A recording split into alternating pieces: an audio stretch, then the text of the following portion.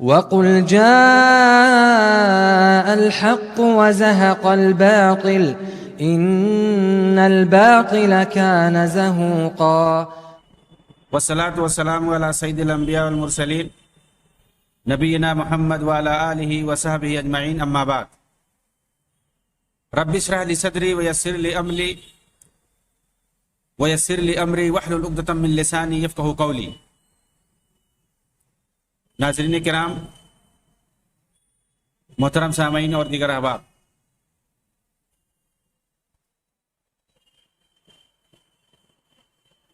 مصر کے اندر جمال الدین افغانی نے جس تنظیم کی بنیاد ڈالی تھی، مصر الفتات کی، اسی کے بارے میں ہماری گفتگو چل رہی تھی کہ کس طرح سے اس معصونی تنظیم کا ہاتھ اور آبی بغاوت کے اندر پایا جاتا ہے، اور جس کے ذریعے سے مصری حکومت کے خلاف بغاوت کروائی جاتی ہے، اور پھر جان بوجھ کر کے انگریزوں کے سامنے ہتھیار ڈال دیا جاتا ہے، اور پھر انگریز مصر پر قابض ہو جاتے ہیں۔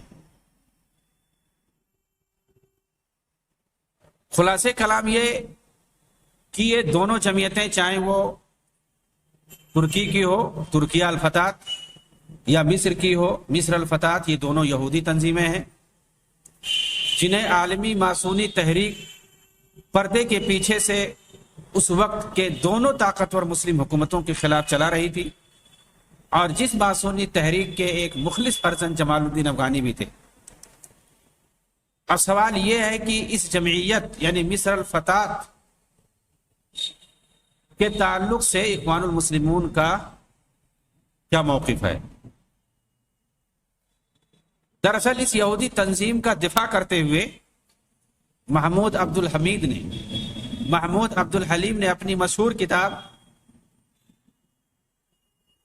اخوان المسلمون احداث صنعت التاریخ، اس کی دوسری جلد کے صفحہ 114 میں لکھتے ہیں کہ مصر کے تعلق سے مصر الفتات کا موقف ہمیشہ واضح اور صاف شفاف رہا ہے، اور یہ مزید کھل کر سامنے اس وقت آتا ہے جب احمد حسین نے اخوانی جماعت کے مسائل کو اٹھایا اور انہیں اخبار المصری کے اندر اس وقت شائع کیا جب انہوں نے انگلینڈ کا دورہ کیا تھا۔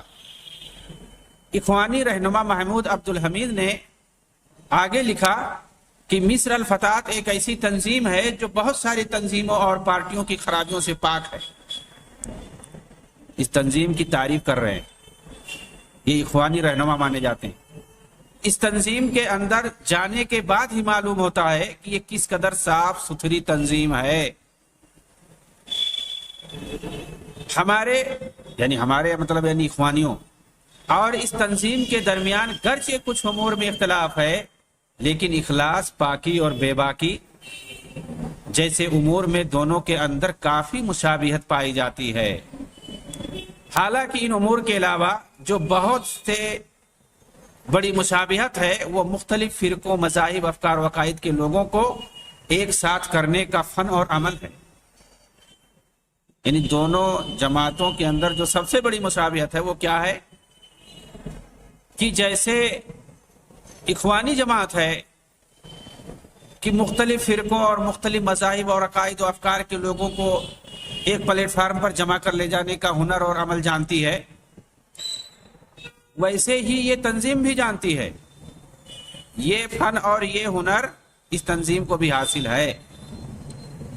کہہ رہے یہی چیز دونوں جماعتوں میں مشترک ہے، اور یہ فن تمام معصونی جماعتوں کے اندر پایا جاتا ہے، چاہے اس کا تعلق مصر الفتات سے ہو یا ترکیہ الفتات سے ہو، روتاری سے ہو یا لیونز سے ہو، چاہے اخوان المسلمین ہو، حتیٰ کہ بر صغیر میں چاہے جماعت اسلامی ہو۔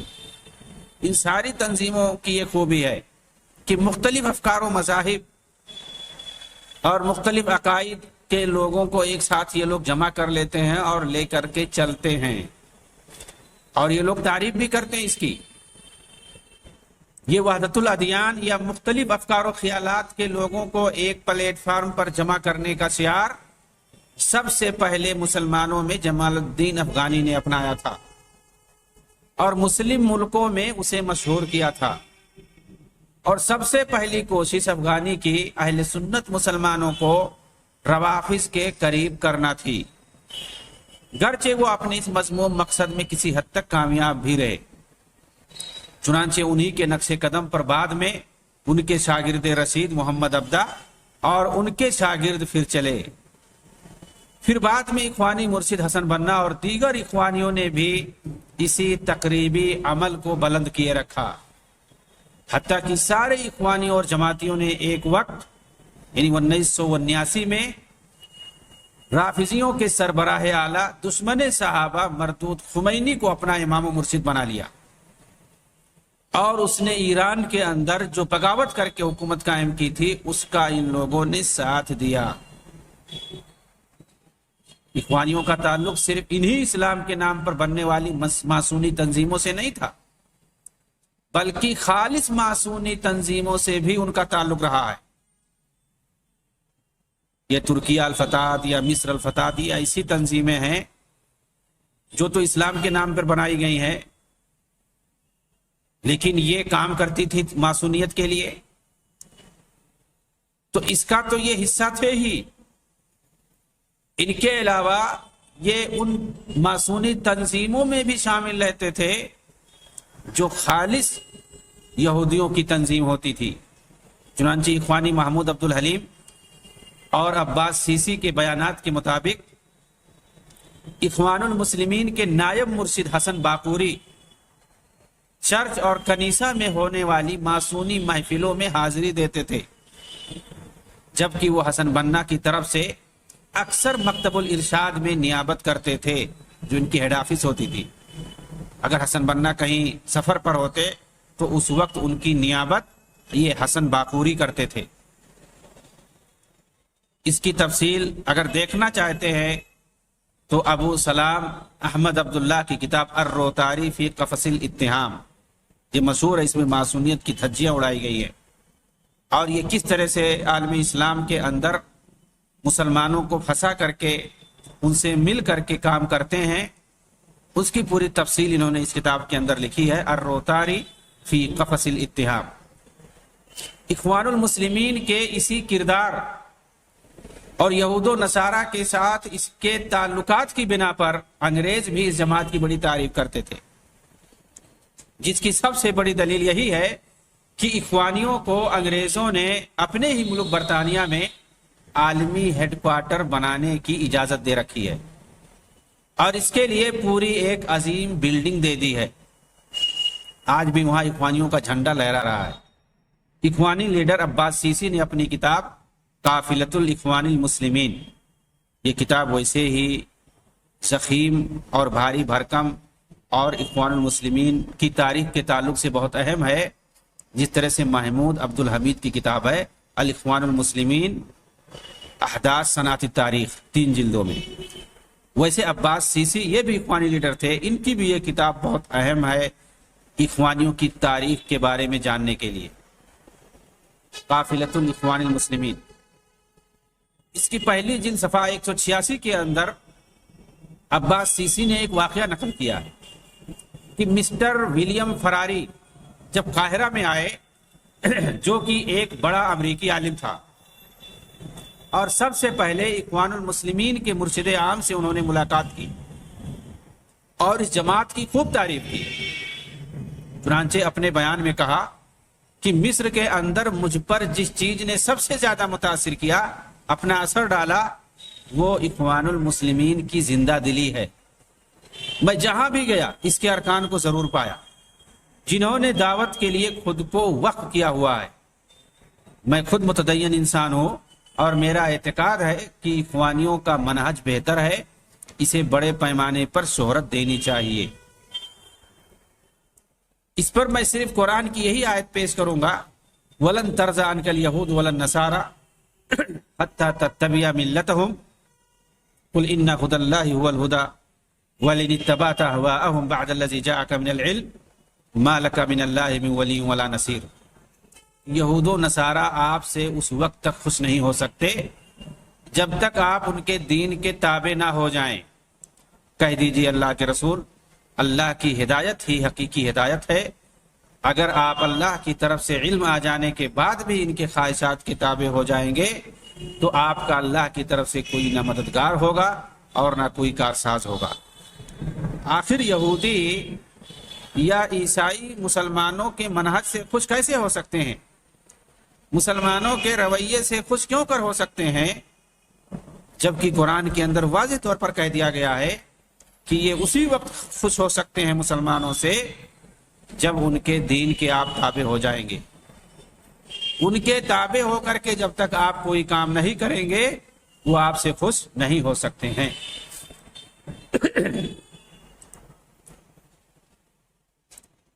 مصر کے اندر اسی طرح سے ایک جمعیت کی بنیاد ڈالی گئی، جمعیت العروہ الوثقی۔ یہ کیا ہے؟ اس کی حقیقت اور اس سے جمال الدین افغانی کا کیا تعلق رہا ہے، اس کی تفصیل دکتور محمد حسین نے اپنی کتاب الاسلام والحضارہ کے اندر صفحہ 66 میں لکھا ہے کہ جمال الدین افغانی جس وقت ہندوستان میں تھے وہاں انہوں نے جمعیت العروہ الوثقی نامی خفیہ تنظیم بنائی جس کی سرگرمیاں بلاد شام، مصر، سوڈان اور ٹیونس تک پھیلی ہوئی تھی، جس کے اندر ایک رکن تھے امیر عبد القادر جزائری بھی، جبکہ یہ تنظیم یورپ کے کمیونسٹوں سے اچھے تعلقات رکھتی تھی۔ اس کی پوری تفصیل الاعمال الکاملہ لجمال الدین افغانی کے اندر موجود ہے۔ محمد امارہ کی مشہور کتاب ہے، جمال الدین افغانی کے کارناموں پر یہ کتاب بہت اہم ہے۔ اس طرح کی خفیہ تنظیمیں ماسونی یہودیوں کے یہاں معروف تھیں، یا تو گمراہ فرقوں کے یہاں جیسے کرامتہ ہیں، اخوان الصفا و خلان الوفا ہیں، حساسین کی جماعت ہے، اور مختلف اسماعیلی باطنی شیعوں کی جماعتیں۔ اسی جانب اشارہ کیا ہے محمد امارہ نے اپنی مشہور کتاب الاعمال الکاملہ کے اندر جلد نمبر 1 صفحہ 118 پر، اور میگزین السفارہ الثقافہ شمارہ نمبر 106 شمارہ صفحہ نمبر 199 کے اندر، اور اس کی پوری تفصیل وہاں پر لکھی گئی ہے۔ مصطفیٰ غزال نے بھی اسی کی تائید کی ہے اپنی کتاب دعوت و جمال الدین افغانی کے اندر صفحہ 106 کے اندر، یہ کہہ کر کے کہ جمال الدین افغانی اپنی تنظیموں کے اندر وہی اسلوب اور طریقہ استعمال کرتے تھے جو شیعی باطنی تنظیمیں اپناتی تھیں، جیسے بابی بہائی تنظیمیں اور دیگر رافضی تنظیمیں، اور اسی منہج پر حسن بننا بھی چلتے تھے۔ چنانچہ انہوں نے مصر کے اندر اپنی سربراہی میں ایک خفیہ تنظیم بنائی جس کا نام الجہاز السری یعنی خفیہ شعبہ رکھا۔ اس کی تفصیل کے لیے اخوانی رہنما محمود سباق کی کتاب حقیقت التنظیم الخاص ودورہ فی دعوت الاخوان المسلمین کے اندر دیکھ سکتے ہیں۔ یہ جو خفیہ تنظیم کی بنیاد ڈالی تھی حسن بنا نے، جس کو التنظیم الخاص کے نام سے بھی جانا جاتا ہے، لیکن اس کا اصلی نام الجہاز السری تھا، یعنی جیسے ممالک والے بہت سارے ملک اپنا ایک خفیہ تنظیم رکھتے ہیں اپنے دشمنوں پر نظر رکھنے کے لیے، بیرونی ممالک کے اندر بھی اور اندرون ملک بھی۔ اسی طرح سے حسن بنا نے جب ایک طرف دعوت کے نام پہ، تبلیغ کے نام پہ، اخوان المسلمون کے نام سے جماعت قائم کی، اس کے ساتھ ہی انہوں نے الجہاز السری کے نام سے، جس کو بعد میں التنظیم الخاص کے نام سے جانا گیا، ایک خفیہ شعبے کی بنیاد ڈالی۔ اور یہ اخوانی رہنما ہیں محمود سباق، انہوں نے اس خفیہ شعبے کا کیا کردار رہا ہے اخوانی جماعت کو پھیلانے میں، اس کے کارنامے کو باقاعدہ لکھا ہے کہ اس کا کیا کردار رہا ہے تنظیم خاص کا یا اس خفیہ شعبے کا، اس کتاب کا انہوں نے نام رکھا ہے حقیقت التنظیم الخاص و دورہ فی دعوت الاخوان المسلمین، جس کے اندر تفصیل سے اس خفیہ شعبے کے کارناموں کو انہوں نے بیان کیا ہے۔ عصر حاضر میں جیسے محمد سروری، قطبی، کیلسٹر سیل، جماعت المنتدی جیسی تنظیمیں اسی جماعت کی شاخیں ہیں۔ حقیقت یہی ہے کہ جمال الدین کی مدد عالمی ماسونی تنظیمیں کرتی تھی، ورنہ ایسا ممکن ہی نہیں ہو سکتا کہ جہاں بھی جس بھی ملک اور شہر میں جائیں وہاں ایک خفیہ تنظیم ایسی بنا ڈالیں جو حکومت وقت کے لیے خطرہ بن جائے، جبکہ لوگ اس طرح کی محض ایک تنظیم بنانے کے لیے پوری زندگی لگا دیتے ہیں۔ اور جمال الدین افغانی کی بنائی ہوئی یہی تنظیمیں قومی اور ملکی نعرہ لگانے پر عوام کو اکساتی تھی اور اسلامی خلافت کو گرا کر قومی اور وطنی حکومت بنانے نے شریعت کو ختم کر کے کافرانہ دستور اور یہودی جمہوریت لانے کی مانگ کرتی تھی۔ بڑا ہی مکار خبیث انگریز مسٹر بلنٹ، جو کہ جمال الدین افغانی کا پکا دوست تھا، اس نے اپنی کتاب جمال الدین اسدابازی کے صفحہ 29 میں لکھتا ہے، یہ جمال الدین افغانی کا مسٹر بلنٹ جو تھا دوست تھا، اس نے جمال الدین افغانی پر کتاب لکھی جس کا ترجمہ عبد المنعم محمد حسنین نے کیا۔ اس نے کیا لکھا ہے جمال الدین افغانی کے بارے میں؟ مسٹر بلنٹ جو کہ ماسونی تھا برطانیہ کا اور بہت ہی خبیث تھا، مصر کے اندر رہ کر کے یہ بظاہر مسلمانوں کے فیور میں کام کرتا تھا، لیکن یہ اندر سے دراصل حکومت کے خلاف کام کرتا تھا۔ انگریزی حکومت کے لیے یہ مصر میں رہ کر کے کام کرتا تھا، لیکن بظاہر اس کے کام ایسے ہوتے تھے کہ لگتا تھا کہ یہ مسلمانوں کے لیے بہت ہی ہمدرد ہے اور انگریزی حکومت کے خلاف ہے، اور یہ جمال الدین افغانی کا دوست تھا۔ اس کی کتاب کا ترجمہ عبد المنعم محمد حسنین نے کیا۔ اس میں وہ لکھتا ہے، عثمانیوں کی حکومت کو خلافت سے دستوری حکومت کی طرف لانے میں جمال الدین افغانی کا بڑا ہاتھ ہے۔ صرف یعنی مطلب کیا ہوا؟ صرف مصطفیٰ کمال اتاترک کا ہاتھ نہیں ہے خلافت کو ختم کر کے جمہوری حکومت لانے میں، جمال الدین افغانی کا بھی بڑا ہاتھ ہے، جو خود انہی کے دارالخلافہ میں رہ کر کے اپنی بات رکھتے تھے اور ترکوں کو خطاب کرتے تھے۔ جمال الدین افغانی سے اخوانی کس قدر متاثر تھے اور انہیں اور ان کی آئیڈیالوجی کو کس طرح اپناتے تھے، اسے ہم درج ذیل نکات میں سمجھ سکتے ہیں۔ نمبر 1، سیاست کو اپنی زندگی کا ایک اہم حصہ بنا لینا، یہ چیز ان کے یہاں پایا جاتا ہے۔ دین رہے نہ رہے، سیاست رہنی چاہیے۔ خفیہ تنظیم بنانا اور اپنی اکثر باتیں راز میں رکھنا، باتوں کو راز میں رکھنا ان کا خاصہ ہے یہ چیز۔ 3 نمبر، مسلم ملکوں میں جمہوری پارلیمانی حکومت کے لیے راہ ہموار کرنا۔ ابھی آپ دیکھیں محمد مرسی جو مرا ہے عدالت کے اندر مصر میں، اس کو وہاں کے لوگ شہید جمہوریت کہہ رہے ہیں، اور کہہ رہے ہیں کہ مصر کے اندر موجودہ دور میں جمہوری طریقے سے منتخب یہ پہلا صدر ہے، اسی لیے شہید جمہوریت شہید الدیمقراطیہ کے نام سے یاد کیا جاتا ہے۔ لیکن اردو میڈیا میں جمہوریت یا ڈیمقراطیہ کو کاٹ دیتے ہیں، صرف شہید لکھتے ہیں، تو لوگ سمجھتے ہیں کہ شہید فی المارکہ ہے، دین کے نام پہ شہید ہوا ہے، جبکہ آپ عربی میں لکھ کے دیکھیے شہید الڈیموکریسیہ، شہید الدیمقراطیہ، اس کا ترجمہ ہوگا شہید جمہوریت۔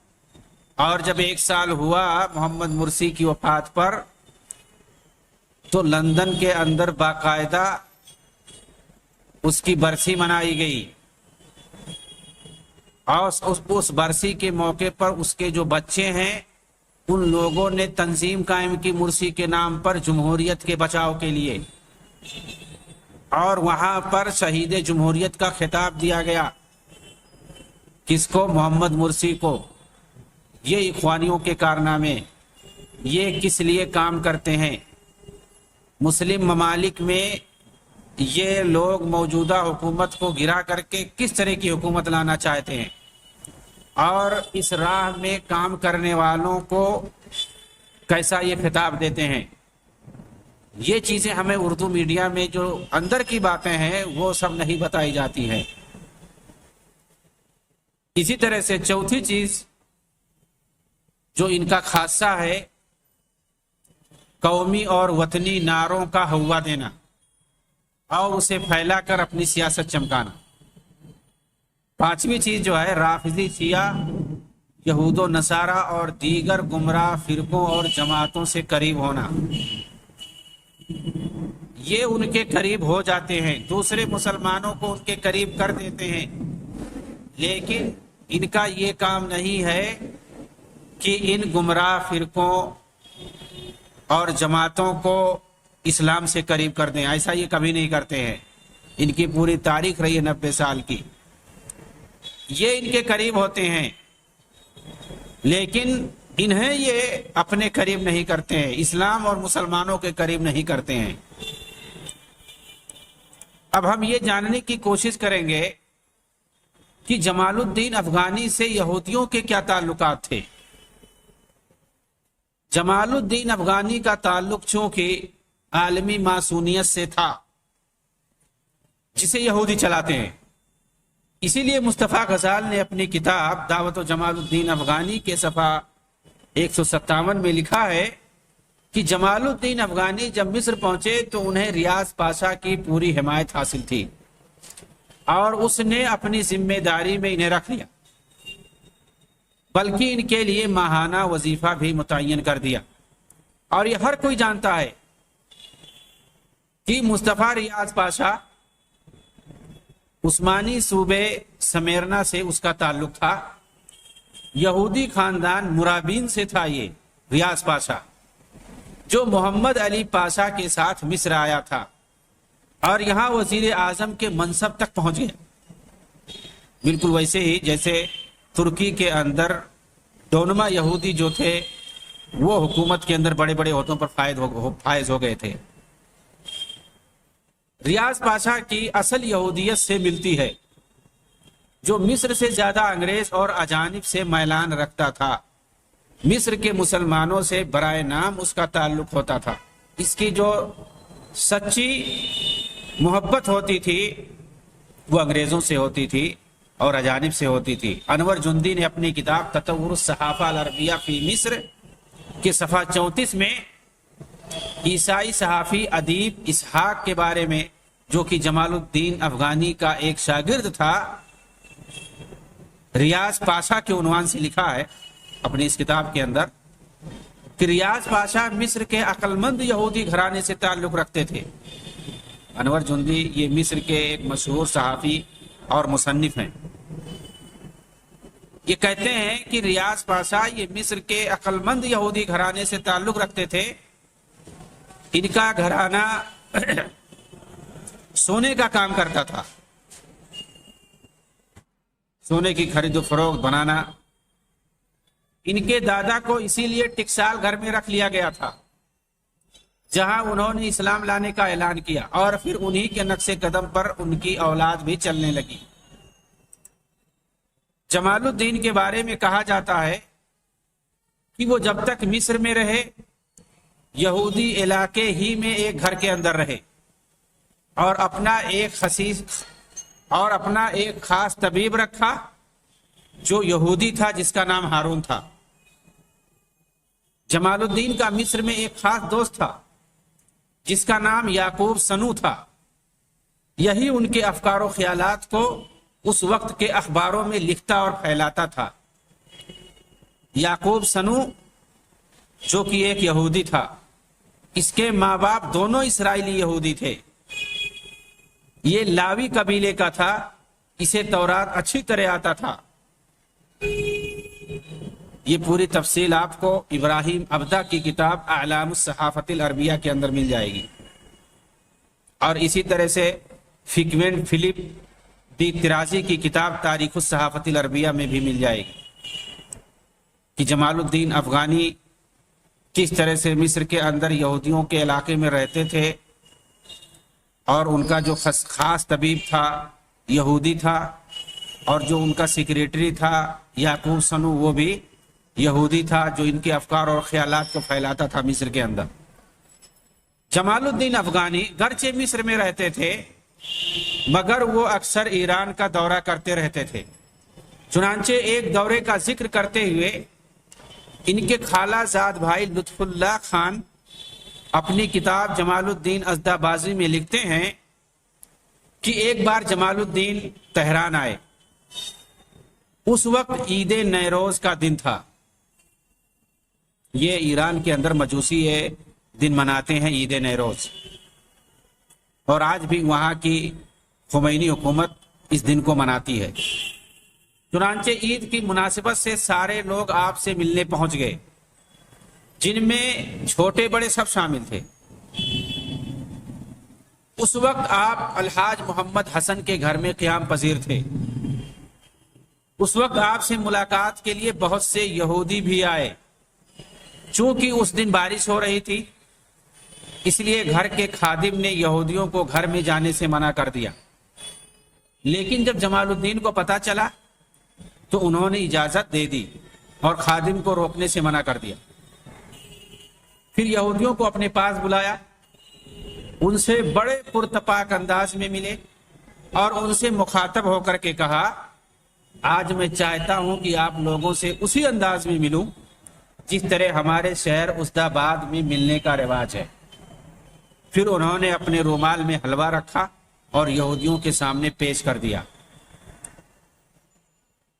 مصطفیٰ غزال نے اس واقعے پر تبصرہ کرتے ہوئے کہا ہے، اس سے پتہ چلتا ہے کہ موصوف یہودیوں سے اپنے شہر اسداباد میں بھی ملا کرتے تھے، اسی لیے ان سے کہا کہ یہاں تہران میں بھی آپ لوگوں سے اسی طرح ملوں گا جیسے میں آپ لوگوں سے اپنے شہر اسداباد میں ملا کرتا تھا۔ جمال الدین افغانی کے بارے میں یہ دعویٰ کیا گیا بار بار کہ ان کا تعلق ماسونیت سے تھا۔ چنانچہ ثبوت کے ساتھ اس کے بارے میں بتانا چاہوں گا کہ کس طرح سے ان کا تعلق ماسونیت سے تھا۔ ماسونی تنظیموں میں جمال الدین افغانی کا شامل ہونا یہ طے ہے، ثابت ہے، اس میں کوئی شبہ نہیں ہے۔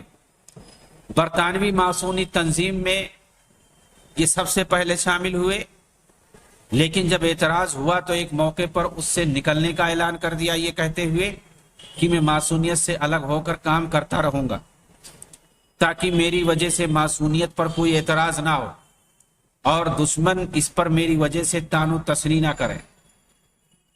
ایسی باتوں کو لے کر جس سے ماسونیت کو برا لگے، آخر ماسونیت میں مجھے چن لیا، اس میں برائی ہی کیا ہے؟ یہ انہوں نے اس طرح کا جو اعلان کیا اور اپنی اس رائے کا اظہار کیا ہے، اس کو آپ دیکھ سکتے خاطرات جمال الدین جیسی کتاب کے اندر صفحہ 19 پر، جسے محمد مخزومی نے لکھا ہے، یعنی جمال الدین افغانی کے آراء و افعال اور اقوال کو انہوں نے جمع کر دیا اس کے اندر، خاطرات جمال الدین۔ اس کے بعد جمال الدین افغانی برطانوی ماسونیت سے فرانسیسی ماسونیت کی طرف منتقل ہو گئے۔ برطانوی ماسونیت سے انہوں نے الگ ہونے کا، علیحدہ ہونے کا اعلان کر دیا، تو کس سے جا کر کے مل گئے؟ فرانسیسی ماسونیت سے جا کر کے مل گئے اور ان کے پاس خطاب بھیجا جس میں یہ گزارش کی کہ مصر سے علوم فلسفہ کے استاد 37 سالہ جمال الدین کابلی کی گزارش ہے کہ مجھے اخوان الصفا و خلان الوفا، یعنی فرانسیسی تنظیم کا جو نام تھا، اصل میں اخوان الصفا نام تھا، جو مقدس ماسونی تنظیم کے ارباب حل و عقد ہیں اور جو ہر کمی اور خطا سے پاک ہیں، وہ اس میں داخل کر کے مجھ پر احسان کریں۔ آپ لوگوں کا بہت بہت شکریہ۔ بروز جمعرات ربیع الثانی 22 تاریخ 1292 ہجری، یہ ان کا لیٹر تھا فرانسیسی ماسونی تنظیم کے اندر داخل ہونے کے لیے، کہ اس تنظیم کے سربراہوں کے لیے انہوں نے کیا لکھا ہے جو ہر کمی اور خطا سے پاک ہیں۔ ان کا پورا لیٹر آج بھی موجود ہے۔ 3 سال کے بعد اس ماسونی تنظیم کے اندر جمال الدین خاص لوگوں میں شمار ہونے لگے، بلکہ کچھ دنوں کے بعد اس تنظیم کا سربراہ انہیں بنا دیا گیا، جیسا کہ اس تنظیم کی طرف سے جمال الدین کے پاس خطاب بھیجا گیا، جس کے اندر یہ لکھا گیا کہ اطلاع عرض ہے کہ گزشتہ اجلاس خاص کے اندر اکثریت کے ساتھ یہ فیصلہ لیا گیا ہے کہ آپ اس سال اس لوج کے صدر رہیں گے۔ بنا بری ہم آپ کو اب اس خوشی کے موقع پر مبارکبادی پیش کرتے ہیں۔ یہ ہمارے لیے خوش نصیبی کی بات ہے، آنے والے جمعہ کے دن اس تنظیم کے پروگرام میں آپ کی دعوت ہے۔ سورج غروب ہونے کے بعد پروگرام طے ہے، امید ہے کہ ضرور حاضر ہوں گے۔ ہر حال میں سیاہ لباس، ٹائی اور سفید کاج والی شرٹ زیب تن کر کے آئیں گے۔ ہماری طرف سے محبت بھرا پیغام قبول فرمائیں۔ یہ اس تنظیم کا جو صدر تھا نکولا سکروج، اس نے ان کے نام پر لکھا تھا۔ ان کی ماسونیت کے بارے میں تفصیل سے انشاءاللہ اگلے لیکچر میں بات بتائی جائے گی۔ وآخر دعوانا ان الحمدللہ رب العالمین، والسلام علیکم ورحمۃ اللہ وبرکاتہ۔